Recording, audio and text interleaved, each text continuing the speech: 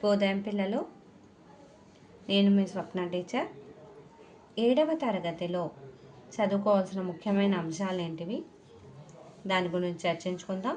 7వ తరగతిలో మొత్తం 12 పాఠాలు ఉంటాయి నాన్న. 12 పాఠాలకు 12 కవిపరిచయాలు లేవు, మీ అదృష్టం. 2వ లెసన్ కవిలేడు, అదేవిధంగా సీత ఇష్టాలు కవిలేడు, రాణి శంకరమ్మల కవిలేడు.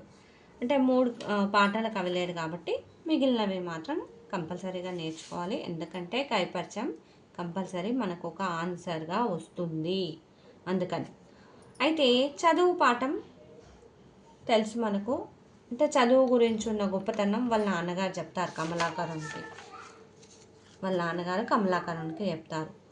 ఇలా ప్రతి ఒక్క లెసన్ అనేది మీరు సారాంశాలు చర్చించుకోండి అన్న, ఈజీగా అవుతుంది. సారాంశాలు ఒక మంచిగా ఆట లెక్క ఆడండి. ఆ సారాంశాలు చర్చించుకోవడం వల్ల మీరు జవాబులు తొందరగా రాయొచ్చు. ఆన్సర్ అనేది మంచిగా నువ్వు ఎంత ఎక్స్ప్లెయిన్ చేయగలుగుతావు అంత ఎక్స్ప్లెయిన్ చేస్తూ సొంత మాటల్లో రాయొచ్చు. తర్వాత నాయనమ్మ లెసన్. నాయనమ్మ లెసన్లో నాయనమ్మని ఎలా చూసుకోవాలి, ఇలా పాపం శేఖర్ చేసినట్టుగా చేయకుండా నాయనమ్మని ఎలా చూసుకోవాలో మనము ఈ పాఠంలో తెలుసుకోవచ్చు. కానీ శేఖర్ తప్పు చేసినా కూడా తర్వాత తన తప్పు తెలుసుకున్నాడు. ఇలా అన్ని లెసన్స్ అనేవి మంచిగా మనము అర్థం చేసుకొని వాటి సారాంశాలు కనుక నేర్చుకుంటే ఈ ఆన్సర్స్ అనేవి ఈజీగా రాయొచ్చు. ఈజీగా రాయొచ్చు.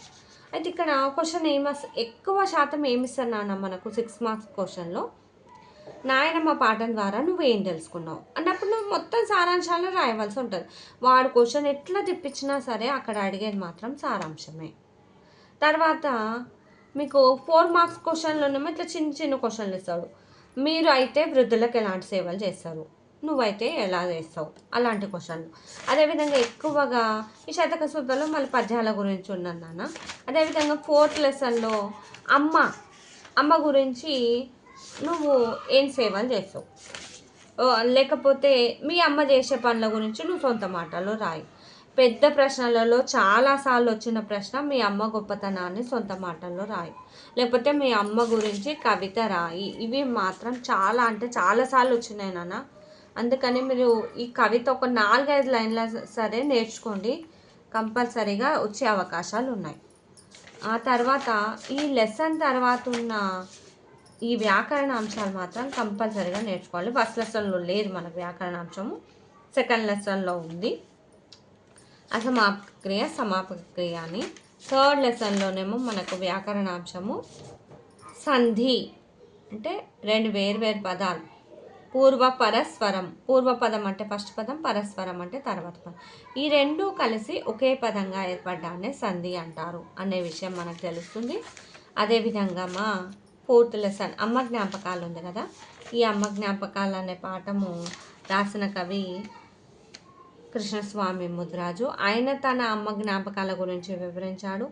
ఆయన గురించి కూడా మనం వివరించాలి, అంటే కైపరిచయం కూడా వస్తుంది అన్న, అందుకని ఆయన గురించి కూడా చదువుకోవాలి. తర్వాత ఉత్వ సంధి, అంటే ఇక్కడ ప్లస్కి ముందు ఊ అనే అచ్చు సౌండ్ కనుక వస్తే దాన్ని ఉత్వ సంధి అంటారు. అందుకనే ఉత్తునకు అచ్చు పరమైతే, ఉత్తు అంటే ఊనన్న, అచ్చు అంటే ఆయిల్, ఇవన్నీ ఏవి పరమైనా సరే సంధి అనేది తప్పకుండా జరుగుతుంది. రాముడు ప్లస్ అతడు, రాముడు అతడు, అతడు ప్లస్ ఎక్కడ, అతడెక్కడ, మనము ప్లస్ ఉంటుంది. ఇలాంటివన్నీ కూడా మనం చూసుకోవాలన్న. తర్వాత పల్లె అందాలు. పల్లె అందాలు కూడా చాలాసార్లు ఇచ్చిన క్వశ్చన్ ఏంటిదంటే మీరు చూసిన పల్లె గురించి సొంత మాటల్లో రాయండి, లేకపోతే పల్లె గురించి కవిత రాయండి. ఇలాంటి ప్రశ్నలు బాగా ఎక్కువగా వస్తాయి.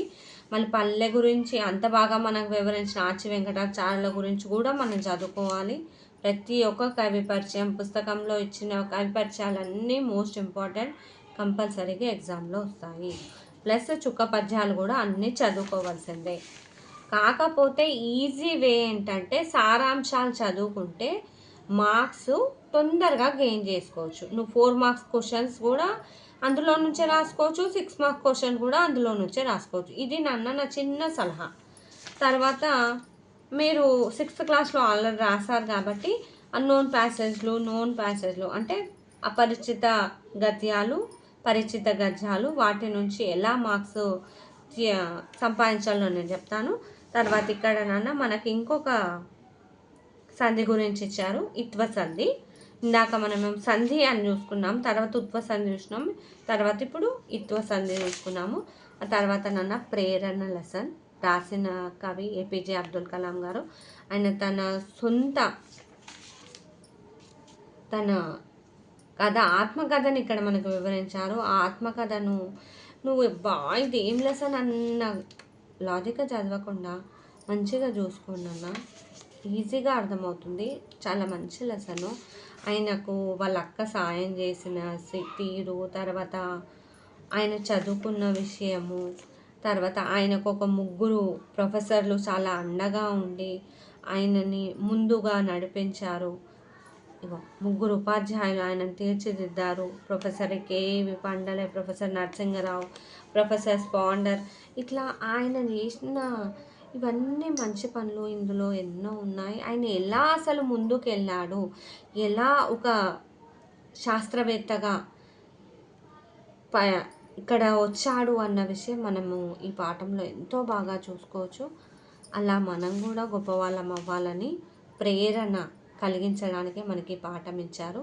అందుకని ఈ పాఠాన్ని మంచిగా అర్థం చేసుకొని ఎలాంటి ప్రశ్న అయినా సరే రాసే విధంగా ఉండాలి. ఎక్కువగా ఇక్కడ ఈ ప్రశ్న బాగా ఎక్కువగా వస్తుందన్న శ్రీనివాసన్ అప్పగించిన పని ఆయన ఇచ్చండి కదా, అది మోడల్ తయారు చేయమని.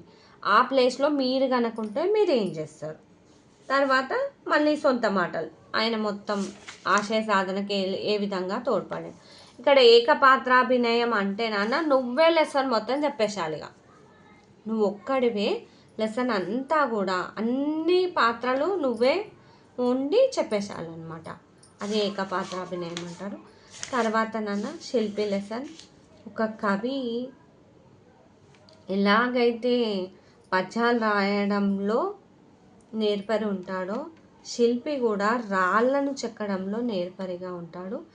కవి రాసిన పద్యాల ద్వారా మనకు స్టోరీ ఎలా అర్థమవుతుందో, శిల్పి చెక్కిన శిల్పాల ద్వారా కూడా మనం స్టోరీ తెలుసుకోవచ్చని ఇక్కడ మనకు కవి గారు చాలా బాగా వివరించారు. ఆయన తన సున్నితమైన చేతులతో గొప్ప గొప్ప విగ్రహాలను ఆవిష్కరించాడని, తర్వాత ఆయన అందమైన అమ్మాయి విగ్రహాన్ని ఆవిష్కరించి అబ్బా ఎంత అందంగా ఉంది అని మురిసిపోయాడని, ఇవన్నీ కూడా మనం ఈ పాఠంలో తెలుసుకోవచ్చు.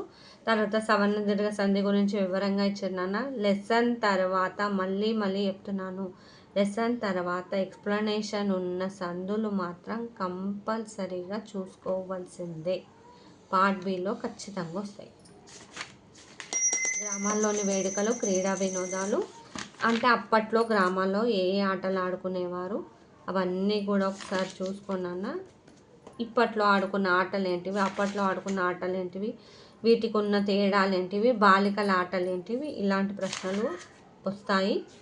తర్వాత ఇది కూడా చూడండి అన్న, ఈ ప్రశ్న కూడా రావచ్చు. ఉప్పు కప్పు రంబు ఉయ్యాలో, నొక్క పోలిక నుండు ఉయ్యాలో, చూడ చూడ రుచులు ఉయ్యాలో, జాడలు వేరమ్మ ఉయ్యాలో.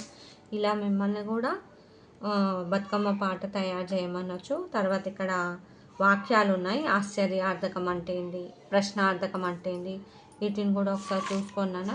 తర్వాత ఏ కులం, ఈయన చెరబండ రాజు అనే కవి దీన్ని రాశానన్న. అంటే ఏ కులాల వాళ్ళైనా కూడా మనం తక్కువగా అంచనా వేయద్దు.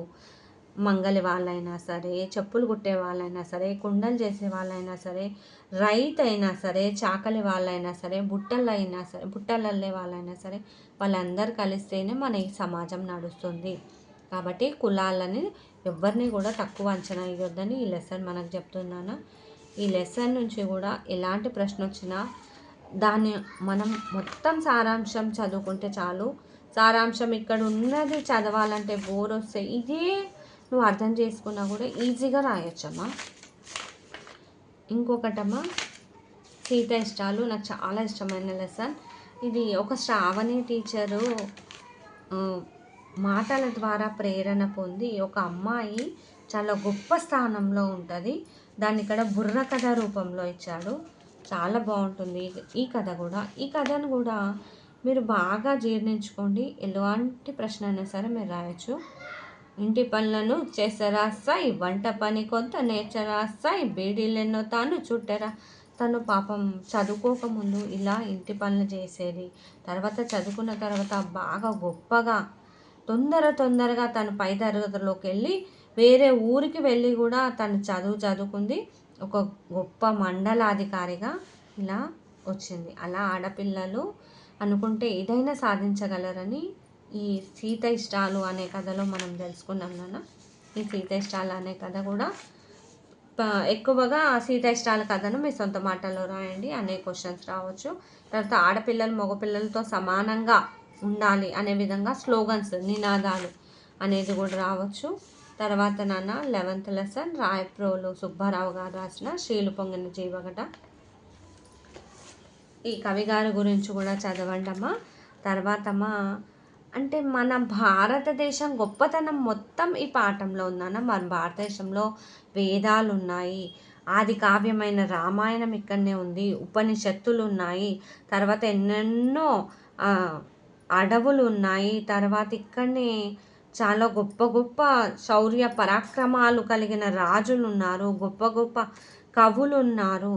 ఎంతో గొప్పగా ఉన్న ఈ దేశ గురించి ఎంతో గొప్పగా వివరించారు మన రాయప్రోలు సుబ్బారావు గారు. ఆ రాయప్రోలు సుబ్బారావు గారు వివరించిన తీరుని మీరు అవపోసన అంటే అర్థం చేసుకొని చాలా బాగా రాయొచ్చమ్మ. రామాయణం, మహాభారతం, భాగవతం ఇక్కడనే వచ్చినది. చాలా గొప్ప పరాక్రమైన రాజులు ఇక్కడనే ఉన్నారు, ఎంతో గొప్పగా రాసే కవులు ఇక్కడనే ఉన్నారు. తర్వాత ఎన్నో నదులు ఉన్నాయి ఇక్కడ, ఎన్నో అడవులు ఉన్నాయి ఇక్కడ మన దేశం.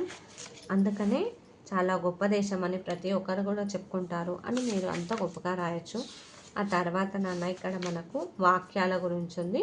మనం ఇంతకుముందు కూడా వాక్యాల గురించి తెలుసుకున్నాం, మళ్ళీ ఇక్కడ కూడా ఉంది. తర్వాత రాణి శంకరమ్మ, ఇది బతుకమ్మ పాట. రాణి శంకరమ్మ అనేది గొప్ప వీరనారీమణి. ఈ వీరనారీమణి కథ బతుకమ్మ పాటలో ఉంది. సౌరశంకరమ్మ ఉయ్యాలో, రాణి శంకరమ్మ ఉయ్యాలో. ఈమె ఎలాగైతే ఒక ముందు పెద్ద పులిని చంపుతుంది, ఆ తర్వాత ఒక రాజుగారు తనని ఇష్టపడి వివాహం చేసుకుంటారు, ఆ తర్వాత ఆయనను మత్తు మందు పెట్టి చంపేస్తారు. తను ఏమీ బాధపడకుండా ఎంతో చాకచక్యంతో రాజ్యాన్నంతా పరిపాలిస్తుంది. అందుకనే ఆమె చాలా శౌర్య పరాక్రమాలతో రాజ్యాన్ని గెలిచింది కాబట్టి ఆ రాణి శంకరమ్మగా నిలిచిపోయింది. ఆమె గురించి కూడా మీరు చాలా బాగా చదవండి నాన్న, పరీక్షలో ఖచ్చితంగా వస్తుంది. ఇందులో ద్విగు సమాసం ఉందమ్మా. లెసన్ తర్వాత అయిపోయిన సంధి కానీ సమాసం కానీ మోస్ట్ ఇంపార్టెంట్, కంపల్సరీగా వస్తాయి. తర్వాత మనకి ఉపవాచకాలు అనేవి జస్ట్ చదవడం కోసమే నాన్న. ఇందులో నుంచి ఆన్సర్స్ అనేవి అస్సలు రావు. ఇది ప్యాసేజ్ లెక్క, నోన్ ప్యాసేజ్ అంటే పరిచిత గద్యం లెక్క మీకు ఫస్ట్ ఇస్తారు, అది 5 మార్క్స్కి ఉంటుంది. తర్వాత అపరిచిత గద్యం అని ఉంటుంది, అది 10 మార్క్స్కి ఉంటుంది.